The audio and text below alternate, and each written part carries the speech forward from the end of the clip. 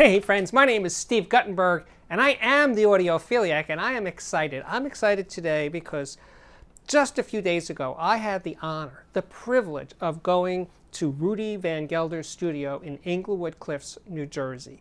This is sort of hallowed ground for jazzophiles. I mean, he recorded everybody. Miles, Ellington, Monk, Sonny Rollins, everybody. In his career, which spanned 60 years, he recorded thousands and thousands of albums, and some great albums back to back. So anyway, this was about a lost Coltrane record called Both Directions at Once, and it's coming out on June 29th this year. And it was recorded in 1963, March 1963, in this studio where I just heard it. I mean, that itself was kind of goosebump territory, right? To hear music in the space it was recorded in. And in those days, the studio was just a big open space. It didn't have a booth for drums or bass or anything or singers. It was just a big open space with a huge vaulted wood ceiling that I think is 39 feet high at its peak.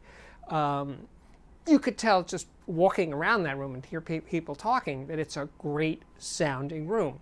It's not a rectangle. It has a weird, I think it's on 5 sides or something. It's really hard to tell. It was kind of crowded because there were a lot of other press people there. And I took a lot of pictures to do a picture gallery for my CNET blog, cnet.com/audiophiliac. But I'm still really excited about just being there and hearing the sound. And now, when I hear any of Rudy's recordings, I think of the people playing in that room. That's just so special, you know, like modern recording studios, or recording studios that came a hell of a lot later than this. It was built in 1959. They were recorded with the idea of being dead rooms that didn't have a sound. They were going to add reverb and processing later to the recording. They didn't want the studio itself to have a sound. But Rudy, in 1959, wanted to make a great sounding room. He wasn't going to pile on all that other crap to make it sound a certain way. The room was the sound. The people playing together in a room was the whole idea.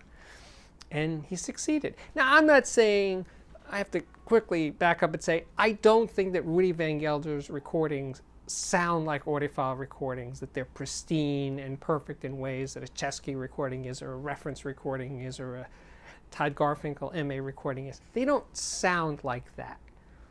But they have a sound, and they have a sound that's just part of the way people think of what jazz sounds like.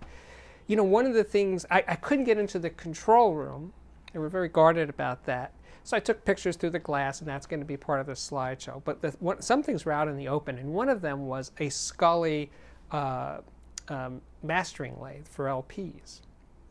And I'm looking around, and I did some research after the fact, and I didn't realize that when Rudy was recording, he also, in the analog days, he mastered the LPs that he cut on that lathe in that studio. So he had the front, the recording session itself, and then he mastered it. So he kept zeroing on the sound that he wanted his records to sound like, not leaving the mastering decisions up to other people.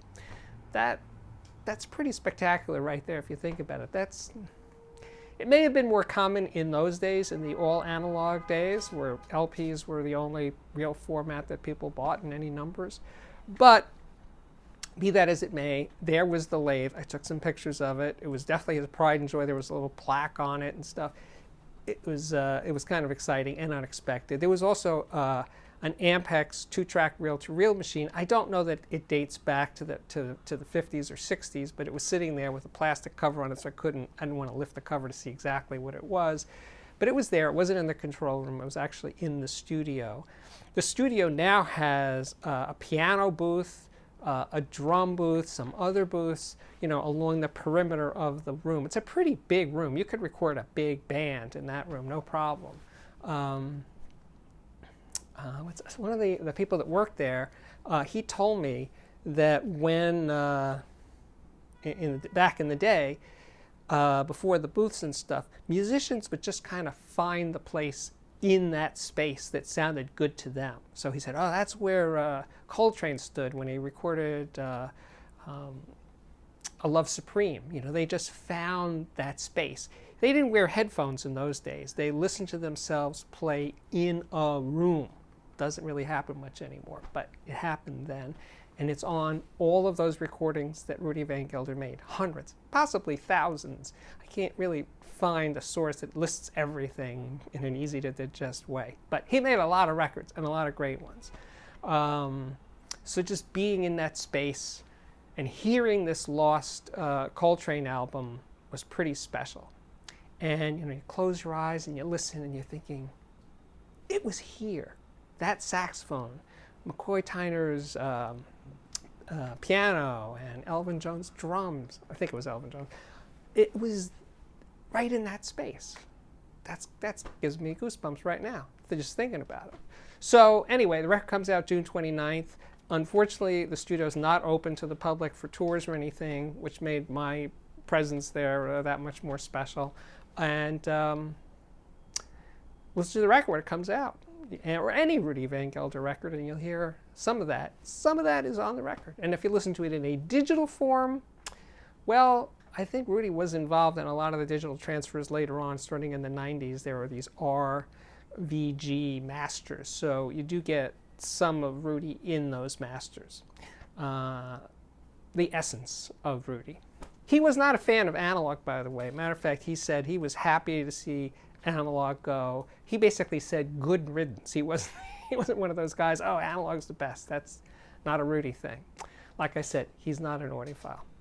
He was about the music and capturing it the way he thought it needed to be captured. And he succeeded. You know, no one can argue that. Anyway, this is the Audiophiliac Daily Show. Comes up pretty much daily. Please subscribe to this YouTube channel, like it, share it, and come back often because it comes up kind of daily. See you soon. Bye-bye.